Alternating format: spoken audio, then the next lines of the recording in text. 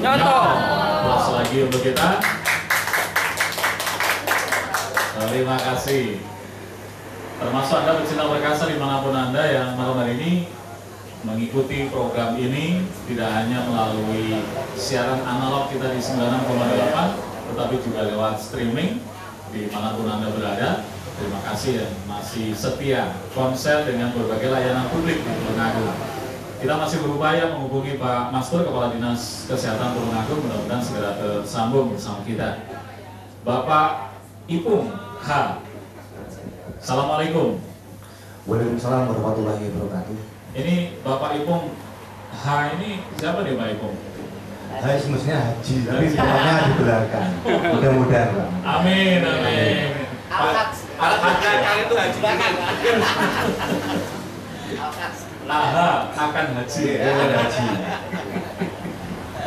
Pak Ipung ini adalah Kanit Pitsus Pidana Khusus Reskrim Polres Tulungagung. Boleh cerita tentang kasus dugaan apa ini? Ini masuk dalam masalah apa ya ini ya? Untuk mie yang diduga beracun di Kauman beberapa waktu lalu. Silakan, Pak Ipung. Terima kasih Pak Mas Faris. Faris ya. Sebelumnya kami sampaikan permohonan maaf dari Bapak Kasat Reskrim Polres Tulungagung yang seharusnya malam ini bisa hadir karena ada kepentingan yang tidak bisa dilakukan sehingga beliaunya tidak bisa hadir pada malam hari ini, juga memerintahkan saya untuk hadir pada kesempatan malam hari ini. Assalamualaikum warahmatullahi wabarakatuh. Waalaikumsalam. Selamat malam, salam sejahtera untuk kita sekalian. Jadi kami dari unit pidana khusus Satreskrim Polres Tulungagung yang beberapa di antaranya tugas dan bidang kami adalah terkait dengan Undang-Undang Pangan, yaitu Undang-Undang Nomor 18 Tahun 2012 dan Undang-Undang Perlindungan Konsumen, yaitu Undang-Undang Nomor 8 Tahun 99. Terkait dengan kejadian yang kemarin menimpa rekan-rekan kita yang ada di wilayah hukum Polsek Alambulet pada waktu itu di desa Sidorejo, Kecamatan Kauman. Makanya kemarin dari tim kami dari unit pidana khusus telah melakukan langkah-langkah pertama yaitu mendatangi tempat kejadian perkara, Pak. Kemudian kami di situ mengambil beberapa sampel. Seterusnya kami ambil entah itu dari saus maupun dari tulang, dari pentolnya, dari mie-nya juga, kemudian kita bawa ke Dinas Kesehatan Kabupaten Tulungagung. Namun demikian hingga sampai sekarang ini ternyata hasil uji laboratorium belum bisa kita ketahui. Dan nanti dasar penyelidikan kami, kalau toh nanti itu ternyata di dalam bahan-bahan kandungan yang ada di dalam makanan tersebut mengandung bahan tambahan pangan yang berbahaya atau yang dilarang, atau bahan makanan tambahan yang melampaui ambang batas maksimal, itu kalau nanti kita ketemukan di situ barangkali mungkin ada boraksnya, ada formalinnya, itu nanti kita bisa menggunakan acuan kami yaitu Undang-Undang Pangan pasal 136 huruf B. Nah, 136 huruf B di mana ancaman hukumannya nanti maksimal 5 tahun atau denda 10 miliar. Jadi itu. Namun demikian itu tugas dan kewajiban kami akan membuktikan. Tugas sebagai penyidik dan penyidik kami akan membuktikan ke arah situ. Jadi, kalau nanti di situ memang ditengarai ada bahan makanan tambahan berbahaya. Nah, atau intinya barang makanan tambahan, bahan tambahan pangan yang diizinkan namun demikian melampaui batas ambang maksimal yang ditentukan oleh pemerintah. Jadi tidak bisa diatur di sini. Gitu. Dari 9 orang kemarin ya yang dirawat di rumah sakit, apakah itu belum cukup bukti untuk menjerat pengusahanya? Jadi belum. Jadi acuan kami bukan karena jumlah korbannya. Acuan kami bukan karena jumlah korbannya, entah itu 9 orang atau lebih. Bahkan kemarin itu ada kalau dasar 16 orang. 16 orang. Namun demikian tindak pidana yang kami sangkakan di sini adalah yang pertama satu terkait dengan pasal 136 huruf B tadi. Bila mana mungkin dalam makanan tersebut mengandung bahan tambahan pangan yang berbahaya itu tadi ya saya sebutkan tadi, mungkin barangkali mungkin mengandung borak atau formalin, itu yang bisa kita hantam di sini. terkait dengan proses kami di tingkat penyidikannya. Ini bisa dikenakan tadi pasal itu apa? Ancaman hukuman maksimal 5 tahun atau denda 10 miliar. Itu tugas kami untuk melakukan rangkaian penyelidikan secara sipil. Jadi kami sampai saat ini nanti menunggu hasil secara sah yang akan dikeluarkan oleh dinas kesehatan. Apakah makanan tersebut mengandung BTP yang berbahaya ataukah tidak? Atau barangkali mungkin kalau mungkin yang tadi saya dengar di radio tadi, di iklan tadi, ternyata di situ mengandung bakteri coli, apa tadi? Saya kurang jelas. Nah, ini bisa kita arahkan nanti barangkali mungkin terkait dengan pasal 135 terkait pelaku usaha atau setiap orang yang memproduksi makanan yang diedarkan di masyarakat yang tidak memenuhi persyaratan sanitasi atau yang tidak memenuhi persyaratan higienis, itu nanti bisa kita arahkan di situ.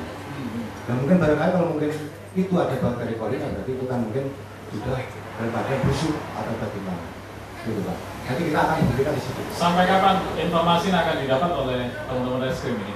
Ya mudah-mudahan kami akan usahakan secepatnya. Secepatnya akan kami dapatkan, kami akan terus berkoordinasi dengan dinas kesehatan dan lain-lain. Iya. Gitu. Minggu ini mungkin? Insya Allah minggu ini bisa kita usahakan. Bisa ya.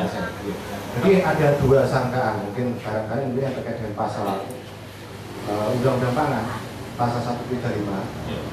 Itu terkait dengan mungkin kalau makan itu adalah basi yang mengandung bakteri coli itu. Jadi kita sangkakan pasal 135 yang tidak ancamannya ancaman hukuman maksimal 2 tahun dan denda 4 miliar.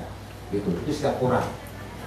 Ini tanpa melihat usahanya omsetnya berapa? Oh, tanpa melihat itu tadi sudah disebutkan oleh Pak Budianta. Jadi yang di sini itu tidak melihat ini kelasnya pengusaha, kelas besar, kelas menengah, kelas tidak. Jadi setiap orang di sini ya seperti setiap orang semuanya pelaku usaha yang memproduksi makanan yang diedarkan di masyarakat yang tidak memenuhi persyaratan sanitasi ataupun dan sebagainya. Gitu Mas. Kemudian dari para saksi apa ada yang ditahan atau nggak ada? Jadi ya? untuk sampai saat sekarang ini memangnya masih dalam taraf penyelidikan. Jadi masih dalam taraf penyelidikan. Tugas kami selaku penyidik untuk mengumpulkan bahan keterangan yang ada di dalam masyarakat terkait dengan perkara peristiwa kemarin. Ya. Nanti bisa kita arahkan ke pasal 135 itu tadi. Kalau memang kemarin kita dapat informasi juga dari atau statement dari pemilik, bisa jadi atau dia curiga kepada mungkin orang lain yang ini berkait dengan persaingan usaha, berkait dengan orang yang tidak suka dia laris misalkan begitu. Nah kalau fakta-fakta ini kemudian menjadi fakta material di persidangan bagaimana? Apakah bisa jadi? Kalau itu mungkin di luar kewenangan kami Pak ya. Di luar kewenangan kami Pak Faris. Dan nanti tugas penyidik dan penyidik. Nanti kalau nanti kita kemudian lagi. Kalau di situ kita temukan bahan tambahan pangan yang berbahaya tadi kita kemudian di situ. Entah nanti barangkali mungkin ada persaingan bisnis, mungkin nanti bisa kita kembangkan di kemudian hari. Berikutnya ya. Kita kembangkan seperti itu. Dipasang CCTV. Dipasang CCTV Pak. Iya, kalau warungnya harus dipasang CCTV, barangkali mungkin ada orang lain yang barangkali mungkin merasa tersaingi dengan bisnisnya seperti itu. Jadi ngeri ya. 10 miliar kali. Jadi Seumur hidup. seumur itu. Jadi ada kegiatan semacam ini memang kami sangat senang sekali sebenarnya bisa kita edukasi kepada masyarakat, terutama pelaku usaha yang menengah atau yang kecil. Mereka itu sebenarnya kreatif, tapi tidak tidak melengkapi diri kita mengenai aturan yang berlaku. Ini bisa mungkin karena dia tidak paham atau barangkali mungkin ada unsur misalkan juga bisa. Baik. Terima kasih. Aplaus untuk Pak Imung H. Kanit Pitsus pidana khusus. Ini bukan masuk pidana umum ya? Pidana khusus. Iya, pidana khusus. Jadi bisa kami tambahkan. Ya. Itu memang di Tulungagung ini Pak. Ini sebenarnya yang berkompetensi adalah dinas kesehatan, saya mohon maaf.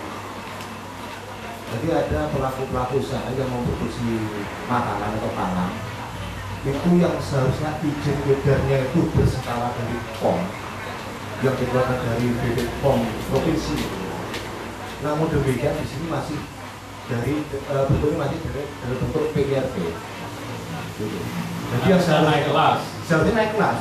Seharusnya naik kelas. Jadi banyak pelaku usaha di langsung seperti itu.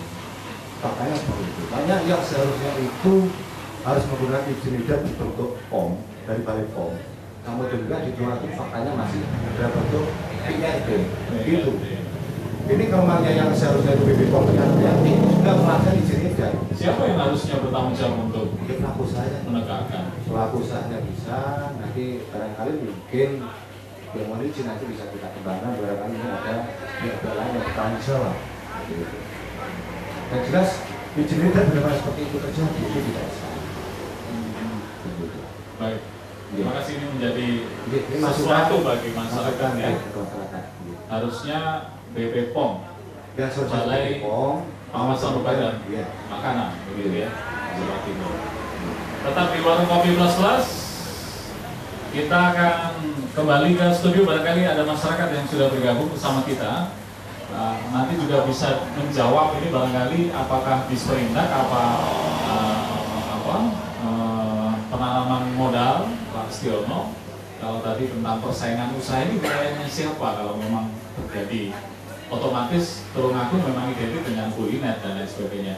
Kemudian perizinan yang harusnya naik kelas, tidak hanya PIRT ini, apakah ada backup dari Dinas Perindak untuk kemudian mengadvokasi agar dia mendapatkan izin level di atasnya Provinsi BPOM. Kita akan kembali setelah beberapa jeda, tetap di Warung Kopi Plus Plus, wadah aspirasi warga ben oleh solusi. Gato.